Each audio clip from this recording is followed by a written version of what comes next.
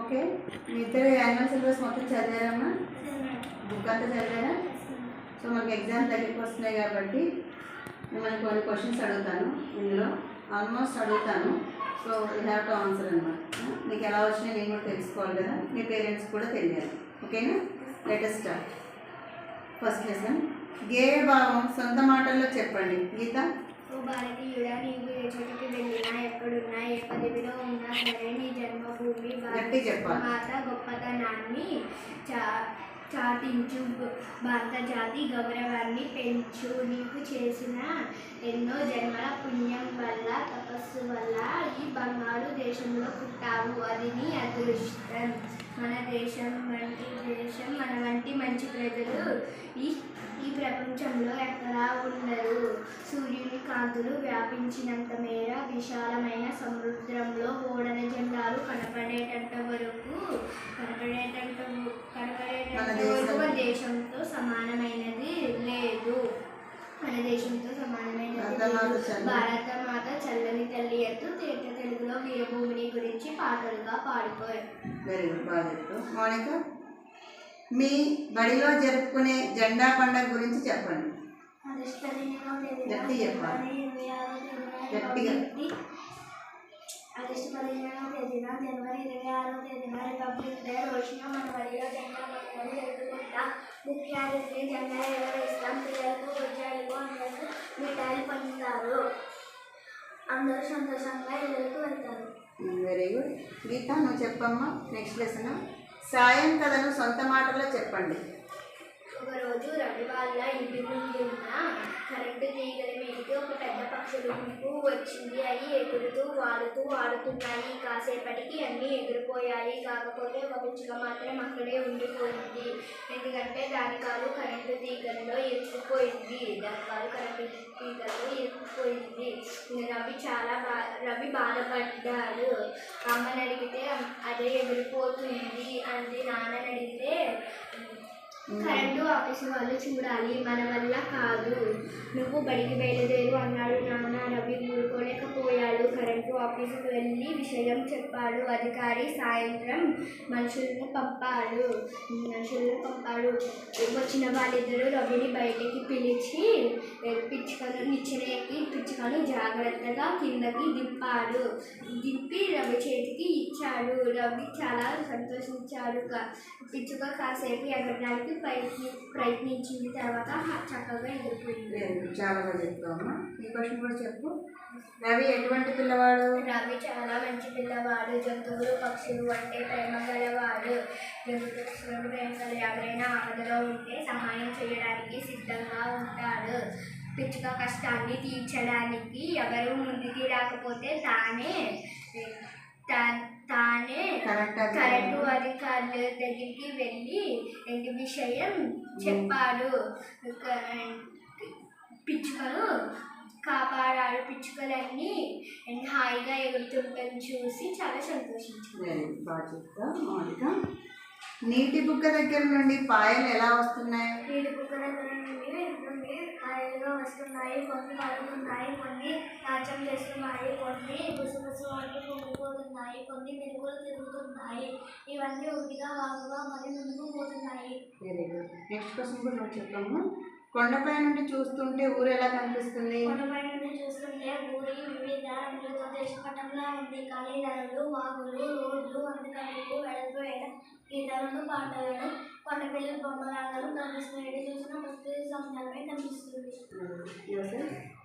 ఆకాశంలో మేఘాలు ఎలా కనిపిస్తున్నాయి? ఆకాశంలో మేఘాలు వరుసగా నడుస్తున్నట్లు, కదం తొక్కుతున్నట్లు కనిపిస్తున్నాయి.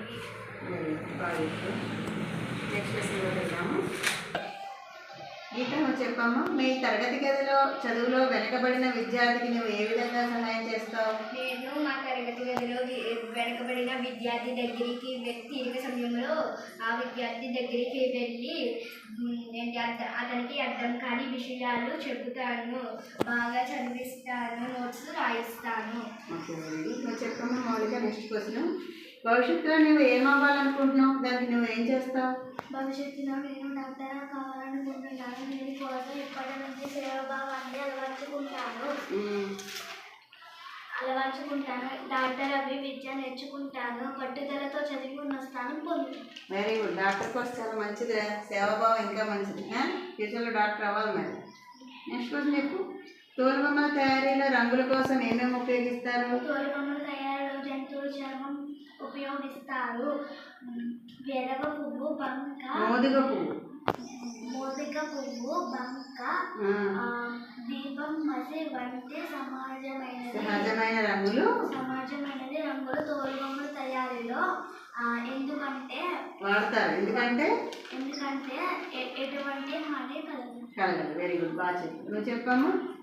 కళాకారుల పిల్లలకు తోలుబొమ్మలాట కళలో ఏ అంశాల్లో శిక్షణ ఇస్తారు? కళాకారుల పిల్లలు తోలుబొమ్మల ఆటలో తోలుబొమ్మలు తయారు చేయడం, వాటిని ఆడించడం, పాటలు పద్యాలు పాడటం, సంభాషణలు చెప్పటం వాటి భాషలో మొదలైనవి శిక్షణ ఇస్తారు. Very good. మనకు చెప్పమ్మా. నదుల్లో నీళ్ళు లేకపోతే ఏమవుతుంది?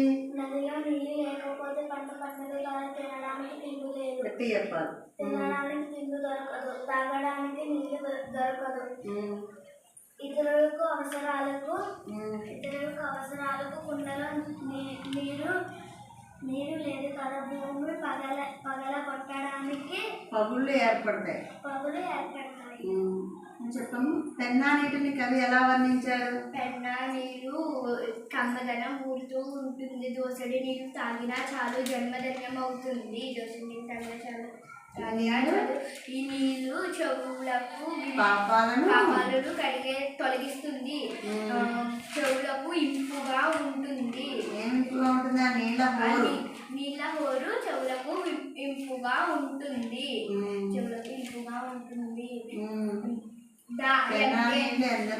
ఎందరికో దాహం తీరుస్తుంది. నెక్స్ట్ క్వశ్చన్ చెప్పండి. నువ్వు చెప్పమ్మా. ఇటీజ్ పండుగను ఎప్పుడు జరుపుకుంటారు? ఇటీజ్ పండుగ మే లేదా ఏప్రిల్లో చేస్తారు. ఇది ఏ మంత్? మార్చ్ లేదా ఏప్రిల్లో చేస్తారు. మీరు జరుపుకునే పండుగ గురించి చెప్పమ్మా. తెలుగువారి ముఖ్య పండుగల్లో ఉగాది పండుగ ఒకటి.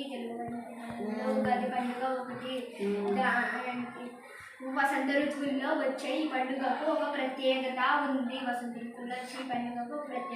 వేప పువ్వు, మామిడి పిందెలు, కొత్త బెల్లం, చింతపండు తదితరాలతో చేసే పచ్చడి ఆరోగ్యదాయిని. పొద్దున్నే లేచి తలంటు స్నానం చేసి కొత్త బట్టలు కట్టుకుని పూజ చేస్తారు. ఆ రోజు సాయంత్రం గుళ్ళో పంతులు గారు చెప్పే పంచాంగ శ్రావణం వింటారు. చెప్పమ్మా. కొనకా కనకమ్మ, చుండూరు రత్నమ్మ. నువ్వు చెప్పగలవా? కొనకా కనకమ్మ చెప్పమ్మా. కోనక కనకమ్మ